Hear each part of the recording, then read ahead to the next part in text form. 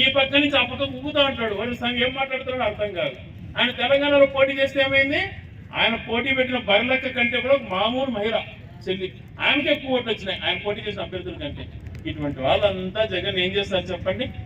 అవ్వాతాతలు ఇక్కడ ఉన్నటువంటి పేదవాళ్ళు, జగన్ ద్వారా లబ్ధి పొందిన వాళ్ళంతా కూడా ఒకటైతే వీళ్ళంతా మాడి మసైపోతారు, ఏమి చేసుకోలేరు. వాళ్ళు ఏ ఒక్కటి నిజాయితీగా వ్యవహరించారు. పక్కా గృహాలు ఇచ్చినారంటే రాజశేఖర రెడ్డి కుటుంబం, వైఎస్ జగన్మోహన్ రెడ్డి గారితో సాధ్యం. ఈరోజు మళ్ళీ ఎంతో మందికి పక్కా గృహాలు ఇచ్చాం. అదే రకంగా కరువు కాటకాలలో అల్లాడుతుంటే పంటలు పెట్టుకోలేక కనీసం గట్టి కూడా మొదలైనటువంటి పరిస్థితులు ఉన్నప్పుడు వెలిగిన నీళ్ళు ఇచ్చి చెరువులు ఈ రోజు చూస్తే తొలి చెరువులు నిండుగా నీళ్లున్నాయి. అనంతపురం జిల్లాలో అనంతపురం ప్రాంతంలో ఇడిపల్లి ప్రాంతంలో పోతుంటే చెరువులు నిండుగా కనపడుతుంటే ఇంతకన్నా ఏం చేస్తారు ఎవరైనా అని చెప్పి నేను కూడా నిజంగా జగన్మోహన్ రెడ్డి గారికి కృతజ్ఞతలు తెలియజేస్తున్నా. ఇటువంటి మంచి పనులు చేస్తే కూడా దుర్మార్గంగా వ్యవహరిస్తున్నారు వీళ్ళంతా కూడా కలిసి. వీళ్ళంతా ఒకటైతే మనం ఒకటైతే ఏం చేస్తారు? వీళ్ళంతా ఏమైనా చేస్తారమ్మా? ప్రజలంతా ఒక్కటైతే ఏం చేస్తారు? ఈ గుంపులు కట్టుకొని ఏమీ చేయలేరు. ప్రజలు మద్దతు పొందాలి కానీ ఊరికే నిద్ర లేచినప్పటి నుంచి దుష్ట రాజకీయాలు చేయకూడదు. కుటుంబాలలో కూడా చిచ్చు పెడుతున్నారు. అన్న అక్క చెల్లెల మధ్యన, తల్లి కొడుకుల మధ్యన చిచ్చులు పెట్టే కార్యక్రమమే చేస్తున్నారు వీళ్ళంతా కూడా. కానీ ఏ రోజు రాజకీయం కోసం జగన్మోహన్ రెడ్డి గారు దిగజారలేదు. ఆ రోజు తండ్రి చనిపోతే అనవసరంగా 16 నెలలు జైల్లో పెట్టినా కూడా కన్నీళ్లు గార్చకుండా, ఏడుపు ముఖం పెట్టకుండా ధైర్యంగా పోరాడాడు. కానీ ఒక్కడు వీళ్ళ మాదిరి నీచ రాజకీయాలు చేయలేదు జగన్మోహన్ రెడ్డి గారు. కుటుంబాలలో చిచ్చులు పెట్టే ప్రయత్నాలు చేస్తున్నారు. పెడుతూ మళ్ళీ ఏం చేస్తున్నారు? మళ్ళా వాళ్ళే కథలు రాస్తున్నారు. శ్రీకాంత్ రెడ్డి శరీరంలో పక్కపోతాడంట అని రాస్తున్నారు. సిగ్గు ఉండాలి.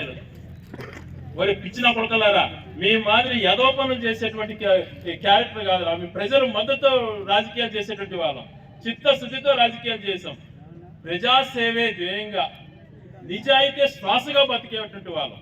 జెండా పుట్టింది మన చేతుల పైన పుట్టినటువంటి జెండా మన నాయకుడు జగన్మోహన్ రెడ్డి. ఈ ఊపిరి ఉన్నంత వరకు, శ్వాస ఉన్నంత వరకు మనం ఎవరితో ఉంటాం? జగన్మోహన్ రెడ్డితో ఉంటాం. కానీ ఇంకొక నీచులు నికృష్టులు మాట్లాడే విధంగా వీళ్ళ మాదిరి రోజుకి ఒక పార్టీ మారేటువంటి గుణం మంది కాదు. పుట్టినప్పటి నుంచి ఒకటే పార్టీలో ఉంటాం, సచ్చేంత వరకు ఒకటే పార్టీలో ఉంటాం. ఎవరు మన నాయకుడు? జగన్మోహన్ రెడ్డి. అంతేగాని ఇటువంటి నీచులు వార్తలు రాస్తే నేను ప్రెస్ మీట్ పెట్టి ఖండించాలంట. వారి తిక్కన కొడకల్లారా, ప్రజల మధ్యన మాట్లాడతాను కానీ నేనేంద్ర ఖండించేది ఎదవల్లారా. మనము ఒకటే దారి మంది. అదేది ఏ దారి? జగన్మోహన్ రెడ్డి దారి. ఏ దారమ్మా? జగన్మోహన్ రెడ్డి దారి. జగన్మోహన్ రెడ్డి గారు ఈ రోజు చేసినటువంటి కార్యక్రమాలు ప్రపంచంలో ఏ ఒక్కరూ చేయలేనటువంటి పరిస్థితులు ఉన్నాయి. కరోనా వస్తే అందరూ దాక్కున్నారు.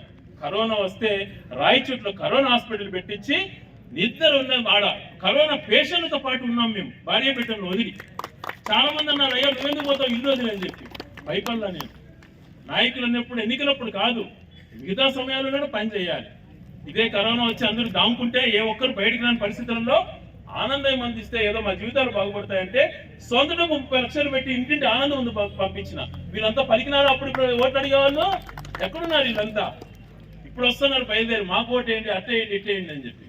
ఎప్పుడు కూడా ప్రజాసేవే ధ్యాసగా, ఎన్నికలప్పుడే కాకుండా మిగిలిన సమయాలలో కూడా రాజకీయాలు చేస్తూ ప్రజాసేవే ముఖ్యంగా ప్రజలకు మేలు జరిగే విధంగా ఈ రోజు చుక్కల భూముల విషయాలలో కానీ, అసైన్మెంట్ విషయంలో కానీ, 20 సంవత్సరాలు దాటినటువంటి పట్టాల పైన రెగ్యులరైజేషన్ చేసే విషయాలలో కానీ అనేక అంశాలలో మన నాయకుడు మంచి చేస్తున్నాడు.